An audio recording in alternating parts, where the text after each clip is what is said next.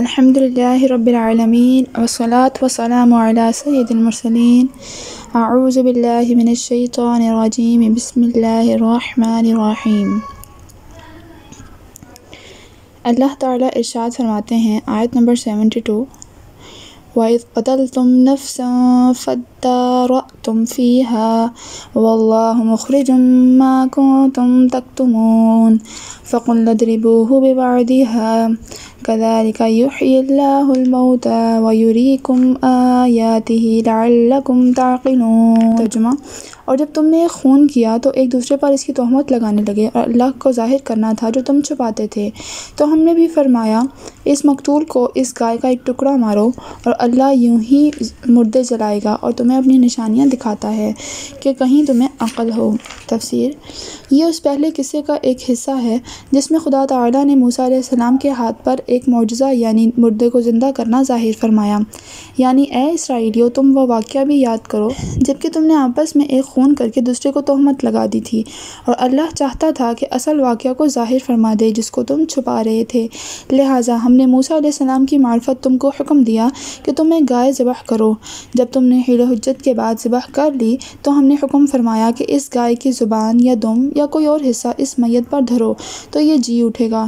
تم نے ایسا ہی کیا اور اس نے زندہ ہو کر اپنا قاتل بتا دیا اور وہ قاتل میراث سے بھی محروم ہوا اور قصاصاً قتل بھی ہوا۔ اس واقعے کو دیکھ کر یا سن کر سمجھ لو کہ اسی طرح حق تعالیٰ آئندہ بھی مردہ زندہ فرمائے گا، اور رب تعالیٰ تم کو اپنی اس قسم کی نشانیاں اس لیے دکھاتا ہے تاکہ تم اس قادر مطلق کو سمجھو اور اس پر ایمان لاؤ یا ایمان پر قائم رہو۔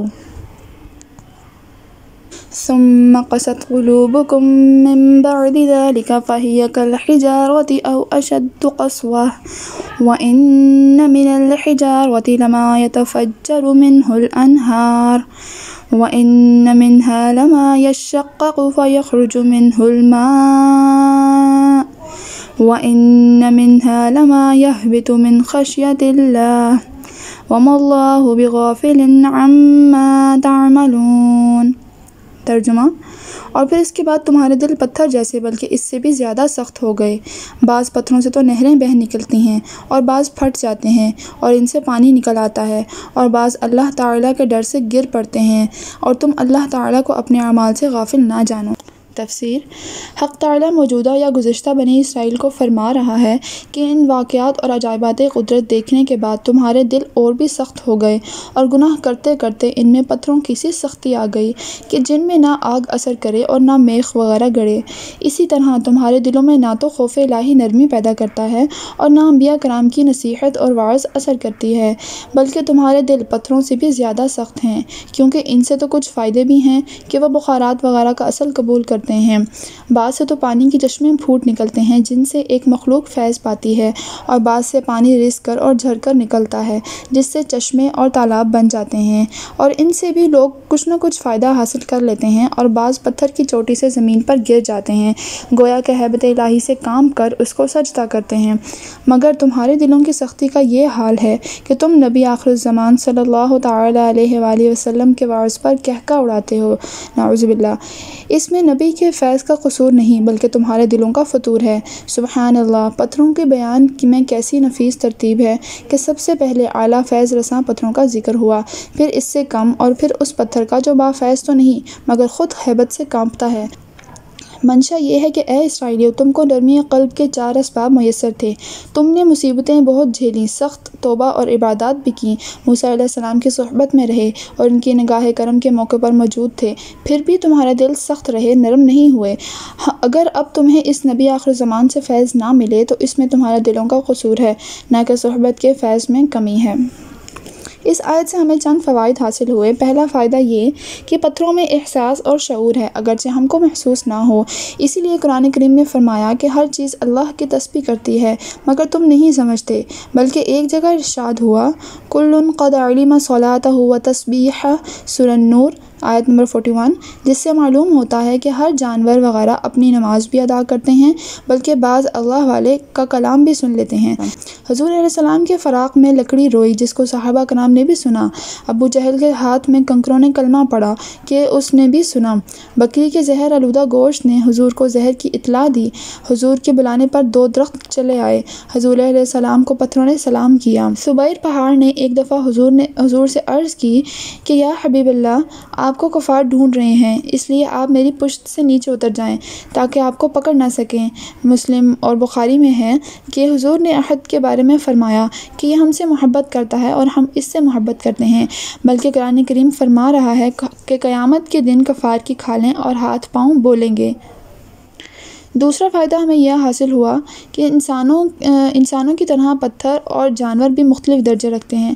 اگرچہ ہر مخلوق تسبیح پڑھتی ہے، مگر سبزے کی تسبیح سے عذاب قبر میں کمی ہوتی ہے، نہ کہ پتھر کی تسبیح سے، جیسے کہ مسلمان کا قرآن پڑھنا باعث ثواب ہے، نہ کہ کافر کا۔ تیسرا فائدہ یہ ملا، مسلمانوں کی طرح کفار کے بھی مختلف درجے ہیں، اس لیے جہنم کے درجے بھی مختلف ہیں۔ ابو لہب، امیہ ابن خلف اور ابو طالب ایک درجے کے کافر نہیں۔ چوتھا فائدہ یہ ملا، جو شخص اللہ کی اطاعت نہ کرے وہ جانور تو کیا پتھر سے بھی بدتر ہے۔ افتطمعون ان یؤمنوا لکم وقد کان فریق منہم یسمعون کلام اللہ ثم یحرفونہ من بعد ما عقلوہ وہم یعلمون۔ ترجمہ: اے مسلمانوں، کیا تمہاری خواہش ہے کہ یہ لوگ ایماندار بن جائیں، حالانکہ ان میں سے ایسے لوگ بھی ہیں جو کلام اللہ کو سن کر عقل و علم والے ہوتے ہوئے پھر بھی بدل ڈالا کرتے ہیں۔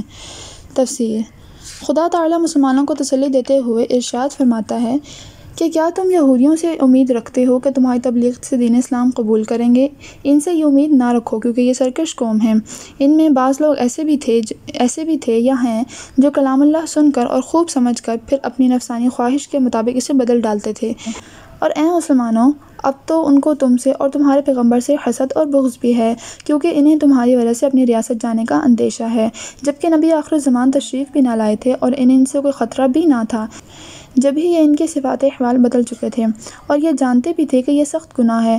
تو اب جب کہ انہیں تم سے خطرہ بھی پیدا ہو چکا، یہ تمہاری بات کیسے مان لیں گے؟ جب کلام کو یہ حق سمجھتے تھے اور جس نبی پر یہ ایمان لا چکے تھے، جب اس پر انہوں نے یہ کارروائی کر لی تو قرآن اور صاحب قرآن کو تو یہ مانتے بھی نہیں۔ اگر اس کی مخالفت کریں تو تم کیوں رنج کرتے ہو؟ بعض علماء فرماتے ہیں کہ موسیٰ علیہ السلام کے زمانے ہی میں توریت کو سن کر سمجھ کر اس کے خلاف عمل کرنا، موسیٰ علیہ السلام کا فرمان جان کر بچھڑے کی پرستش کرنا عملی تحریف تھی۔ غرض یہ کہ انہوں نے توریت کی لفظی، معنی، حکمی، عملی ہر قسم کی تحریف کر ڈالی۔ وَإِذَا لَقُوا الَّذِينَ آمَنُوا قَالُوا آمَنَّا وَإِذَا خَلَا بَعْضُهُمْ إِلَى بَعْضٍ قَالُوا أَتُحَدِّثُونَهُمْ بِمَا فَتَحَ اللَّهُ عَلَيْكُمْ لِيُحَاجُّوكُمْ بِهِ عِندَ رَبِّكُمْ أَفَلَا تَعْقِلُونَ أَوَلَا يَعْلَمُونَ أَنَّ اللَّهَ يَعْلَمُ مَا يُسِرُّونَ وَمَا يُعْلِنُونَ۔ ترجمہ: جب ایمان والوں سے ملتے ہیں تو اپنی ایمانداری ظاہر کرتے ہیں، اور جب آپس میں ملتے ہیں تو کہتے ہیں کہ مسلمانوں کو کیوں وہ باتیں پہنچاتے ہو جو اللہ تعالیٰ نے تمہیں سکھائی ہیں؟ کیا جانتے نہیں یہ تو اللہ تعالیٰ کے پاس تم پر ان کی حجت ہو جائے گی؟ کیا یہ نہیں جانتے کہ اللہ تعالیٰ ان کی پوشیدگی اور ظاہرداری سب کو جانتا ہے؟ تفسیر: حق تعالیٰ مسلمانوں کو یہود کی دوسری بری خصلت سے مطلع کر رہا ہے اور فرماتا ہے کہ ان کی بے دینی یہاں تک پہنچ چکی کہ ان کی ایک جماعت نے کفر و ایمان کو معمولی بات سمجھ رکھا ہے کہ جب وہ مسلمانوں سے ملتے ہیں تو اپنے ایمان کا اظہار اور حضور علیہ السلام کے فضائل کا اقرار کرتے ہیں، اور جب اکیلے میں جمع ہوتے ہیں تو ایک دوسرے پر ملامت اور انکار کرتے ہیں۔ اور ان میں دوسری جماعت وہ ہے جو منافقین کی زبانی تعریف کو بھی گوارا نہیں کرتی، اور وہ ان کو تنہائی میں سمجھاتی ہے کہ تم مسلمانوں کے سامنے توریت وغیرہ کی وہ باتیں کیوں کرتے ہو جن سے اسلام کی حقانیت ثابت ہو۔ اس کا انجام یہ ہوگا کہ جس طرح وہ تم کو اور دلائل سے الزام دیتے ہیں، اسی طرح ان آیتوں کو تمہارے اقرار سے بھی تم کو الزام دیں گے۔ نیز بارگاہ الہی میں ابھی تم بے علمی کا بہانہ کر سکتے ہو، مگر پھر نہ کر سکو گے، بلکہ اقبالی مجرم کی حیثیت سے سخت سزا کے مستحق ہوگے۔ حق تعالیٰ فرماتا ہے کہ کیا یہ بے وقوف ہم کو بے علم جانتے ہیں؟ یہ مسلمانوں سے کچھ کہیں یا نہ کہیں، ہمیں سب کچھ روشن ہے۔ نیز ہم نے ہی توریت اتاری ہے، ہم اپنے نبی صلی اللہ علیہ وآلہ وسلم کو اور مسلمانوں کو ان کی چھپائی ہوئی آیتیں بتا دیں گے۔